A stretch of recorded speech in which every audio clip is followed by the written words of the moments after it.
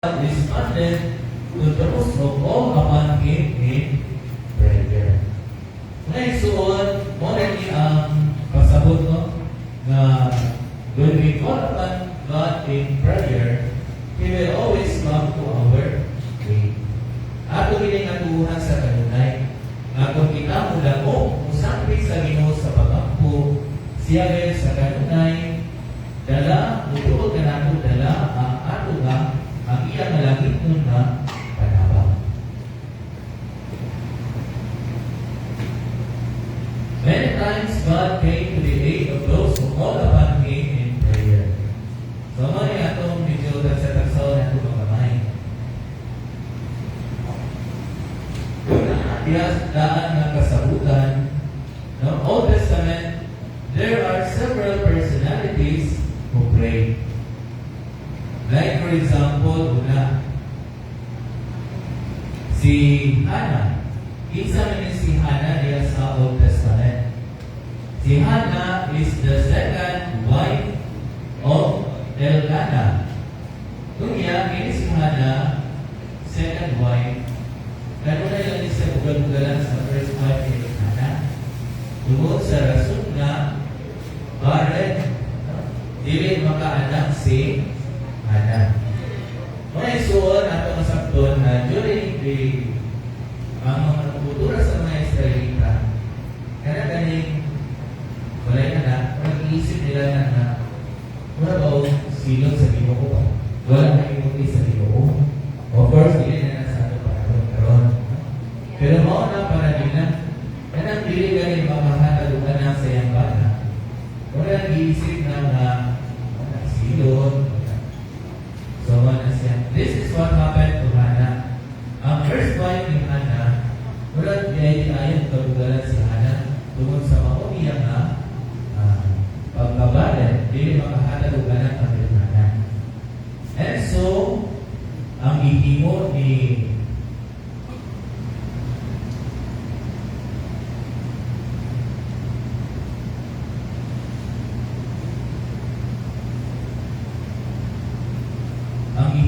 Hannah, nagampo siya sa Ginoo, nagampo siya sa Diyos.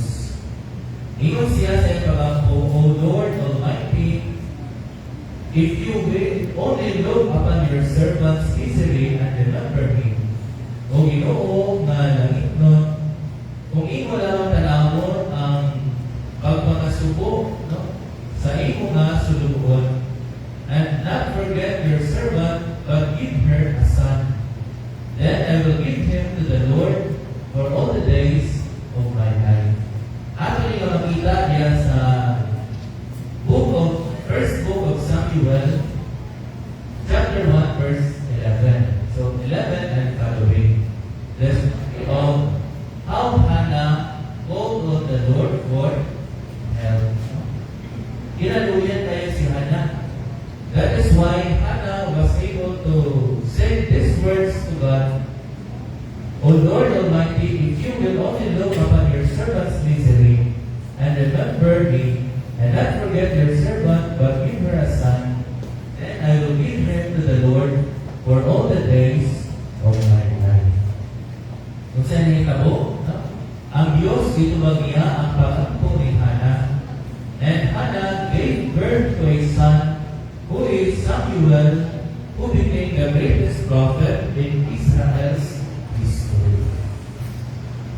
Sa iyang pagsapit ni Hannah sa Diyos sa pagpapakitama, nag-agaan siya o anak. God responded to the plea, to the call of Hannah by giving her a son, Samuel, who became the greatest prophet in Israel's history. Mga isuon, Hinaon pag-asig kini kanato tanan. Kini istorya ni Hannah, pag-asig kita kanato nagdunami ako sa pagpupok.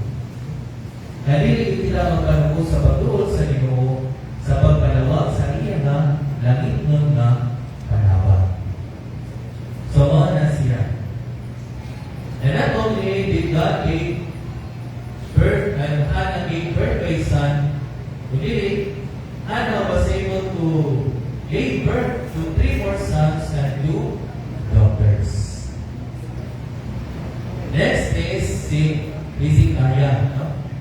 Si Hezekiah, he is the king of Jerusalem, who told his people to keep their faith in God, praying for deliverance from their enemy.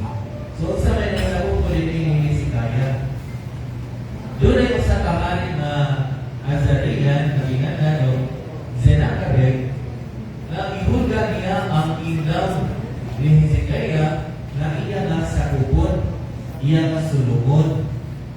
Niya, nagpadala na si Sennacherib o ng messenger pagpahibalo at kang Hezekiah na muabot na, masulong na siya kung walay Diyos, walay gamong sa Diyos na makapugong ang Sennacherib. Pero kung sa hinimo ni King Hezekiah, he prayed to God, he prayed to Yahweh. Sa iyang pag-ampo, ngayon siya, Now, O Lord our God, deliver us from his hand, from Sennacherib's hand, so that all kingdoms on earth may know that you alone, O Lord, are God. Diha sa iyang kahatlog ni Hari Hezekiah, nagpanawag siya sa panawag sa Diyos na sila kanaligdan sa pagsakop ni Sennacherib. Okay, so what happened? Kung saan nahitabo dito, ang Diyos dali ang ituba sa pag-ampo ni Hezekiah.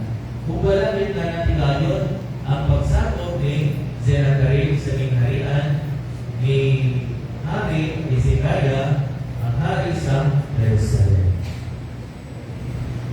So next,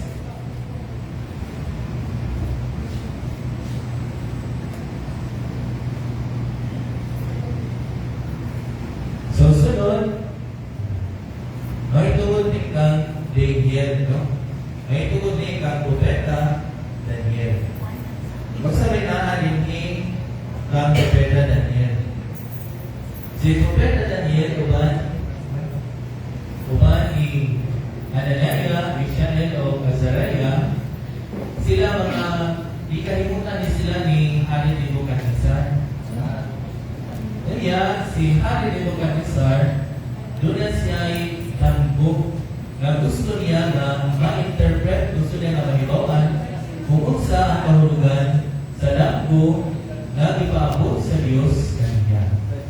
Kasi nakitabo din ipatawag ni Hari Nebuchadnezzar ang mga matikero, ang mga nagpaila na sila propeta, aron sa pag-interpret sa mga ganagko. Kung wala yun, mamusa kanila nakahimok sa pag-interpret sa mga iyang ganagko. O nga si Hari Nebuchadnezzar, nagpadala siya ang mga mensahero na itumon katong mga matikero, katong mga nagpaila na propeta, ay iya na pangantyon. Kunya, i-apil pa niya si Daniel, si Hananiah, Mishael o Azariah. Apan karon si Daniel nag-ampo sa Ginoo. Ang iyang pag-ampo, makita nato niya sa libro ni Propeta Daniel, chapter 2, verse 17 to 19.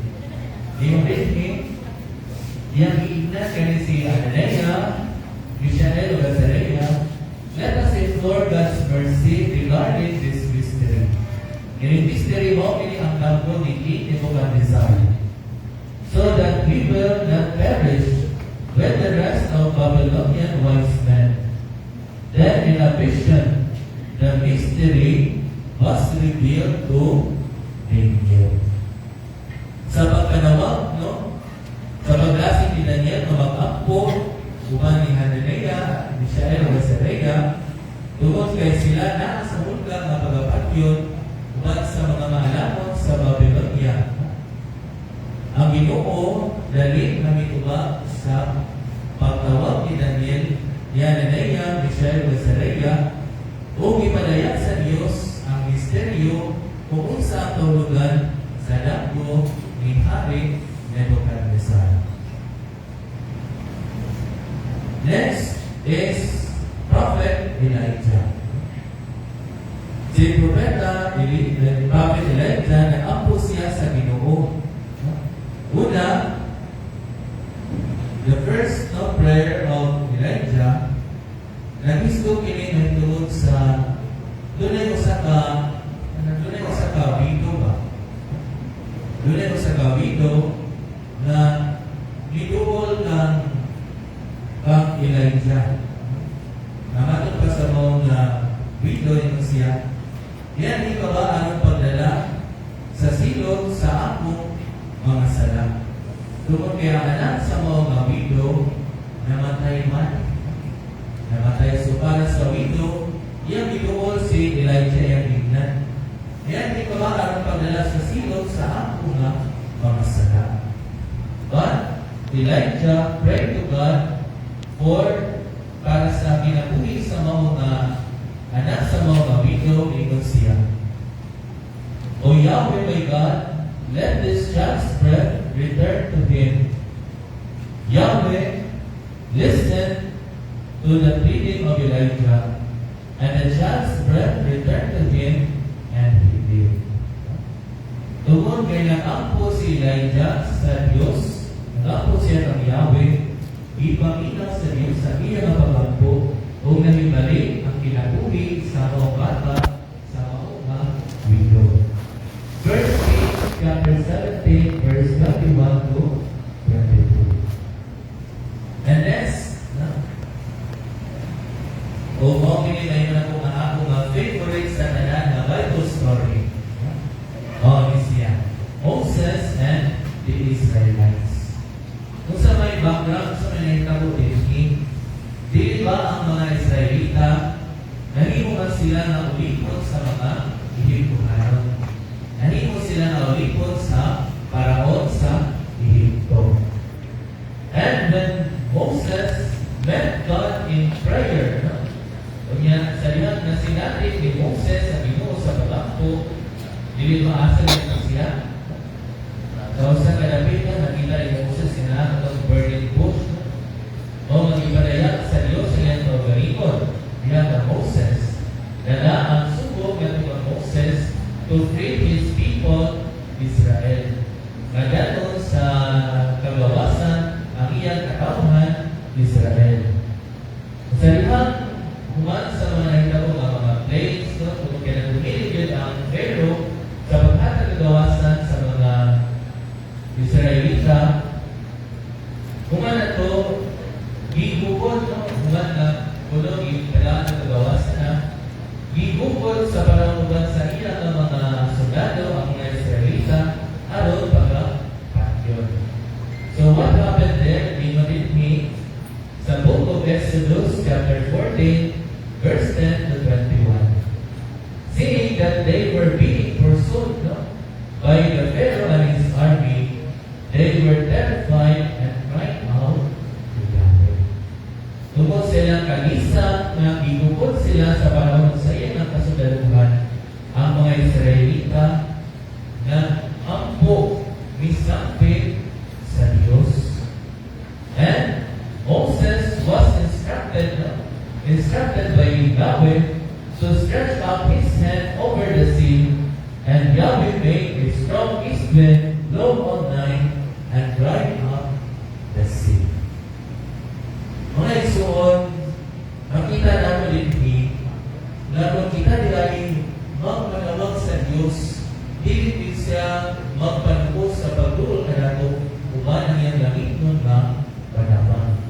And proof to this is this wonderful stories in the Old Testament kung iusa na sila ng panunod bago sa ilang kalaban tungkol sa panabag sa Ginoo. Next, din kita diskutanan what Jesus taught us about the power of prayer. In the Gospel of Matthew, chapter 7, verse 7, this is a very much loved verse para kanato ng mga nagbuo sa Ginoo. Nagbuo sa dawat sa pagkampo. He asked sa mga verse, sa mga Gospel, ask and you shall receive, seek and you shall find, knock and the door will be open.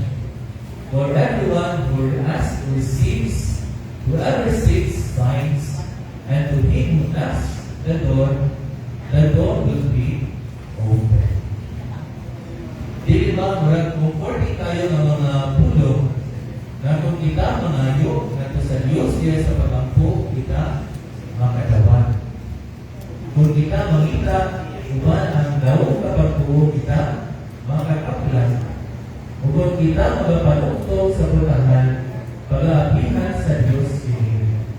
Kaya kanina na mangayo paghahatagan, kanina na makita magkakaplan, kung siya na magapanukto sa putahan, pag-aapihan. Okay, so tinig mo na versikulo sa Evangelio ni San Mateo, magdasin ka natin na tanan, na doon na bigamo sa pagampo. If we only realize the power of prayer at our disposal. Mga isuon, ako na sa iyo kong bukado, na tinatanan, labi na kita ng mga charismatic, may umama kayo sa pagampo. Ako, wala ako magtubo na charismatic, wala ako magtubo sa community. Dahil sa akong pagsulod sa seminaryo sa una, mga nagpapasyon, yung pamanalan ng pag-ikaraan ko, doon na ba may kasinatihan sa charismatic? Kung ako, mapausahan kami nun, pati, wala dito ay kasinatihan sa charismatic. Kaya mayroon akong na-direct experience sa charismatic. Pero ang akong mandulog, akong nalulang, di na gaya ang akong inahan, doon na sila kasinatihan sa charismatic. Kaya gani, batod pa sa storya sa akong nalulog sa una, si Father Polinar, nakahimo pa na bisita dito sa ako. Kung magkaibuganon na si Father Polinar, na akong lulog-lula, bunanon, isa may mga taga-buhol, hindi na aso na akong palito. Kaya yung mga bunanon, natin din sa pinahan sila mabigong-tigo. Na mainundog ko, makapo kayo na sila, doon na nila yung magdala o gitara, magkanta. Tanaw na ko sila dito sa ayang gawin na ulit ko nila. Wala na kong halan na sayo sa akin, mga sila. Kaya pinagkanta ko sa charismatic, mga sayo na yun, wala. Ang sayo sa iyo, ang mga tiguwa. Tiguwa, nagawang lupa na, mga kapada dito. Kaya sa kanila yun yan na, si Father Polinar was invited by Monsignor Tex dito kanil Paris Place na ko. Doon niya, si Monsignor Tex, okay, nagapit yung Padre Polinar, manuloy Padre Polinar yung muli. Doon na ito Padre Polinar, so na, suwi ko dito sa akong lulog sa akong lula sa balay. Mga isuon, wala ko magtubo na naas sa charismatic yun, but I realized na karoon na ako sa community, na ako sa patient, na ako kumapari, doon ako isang exposure sa mga charismatic communities. Nakita din ako ng mga charismatic na higumaon kayo sa pagkampo. Orang hapit mo na atong pagkampo. Nagani, doon sa kanistorya na ako, kapalit. Isa sa nagkada na makalimon ko sa pagkampo. Isa sa naglaw na makalimon ko na pagkampo. Pagkampo sa pag-istorya sa Ginoo. Maluya ko pa rin. Maluya ko. Mga isuot, ini mong verse sa Gospel of Matthew, ang dalaga na itong kasiguruan na una sa tanan, na doon ay mahungin sa pagkampo. O ang Panginoong Jesucristo, buong iyan ang magbatot kita ni kasiguruan na ang atong Ginoo nagapaminaw sa atong pagkampo.